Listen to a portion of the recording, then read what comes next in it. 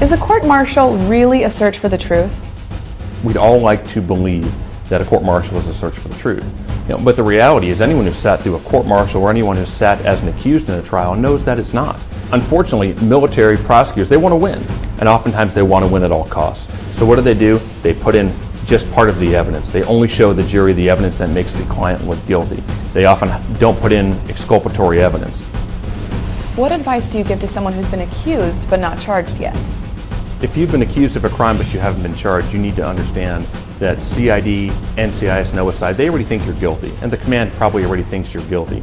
You need to be very, very careful with what you do because they're trying to build a case against you.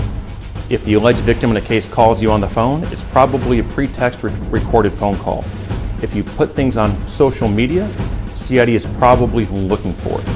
If there's any type of forensic evidence or exculpatory evidence that you have, whether it's on a cell phone or any other type of electronic media, you need to preserve it. Because don't count on CID or NCIS to go and find it and prove you innocent. What do you tell someone who has just had charges preferred against them? When someone calls me and says they've had charges preferred against them, I say, get ready for a fight. This is going to be a marathon and not a sprint. And we got to get ready. We need to assemble the team, investigate the case, and get ready to wage a complete and utter war against the prosecution. What is the purpose of an Article 32 hearing? The Article 32 is a preliminary hearing where an independent investigating officer is appointed to hear all of the evidence in the case.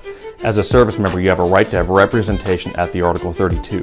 This is the first chance you're going to get, and maybe one of the only chances, to cross-examine the witnesses against you, to learn the defects and the strengths of the government's case, and to understand what cards the government has. There are a multitude of strategies that the defense can utilize, but the most important thing is understanding how the Article 32 plays into the trial strategy.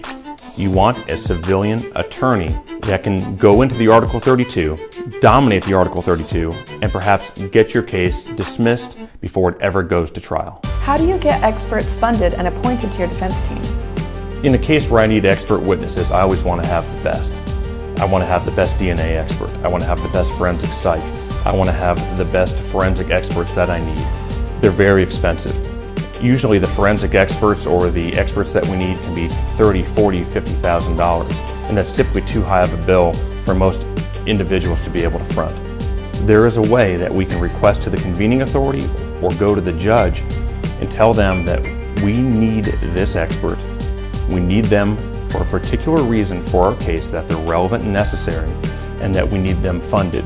Oftentimes, if you can explain this to a judge, put it into context with your trial strategy, you can have the best experts in the country appointed as members of the defense team. How long does a military trial usually take? That really depends. A military trial can take a couple days or it can take a couple weeks. Most of my clients are typically my clients for nearly a year, sometimes longer than that. These are marathons and they're not sprints.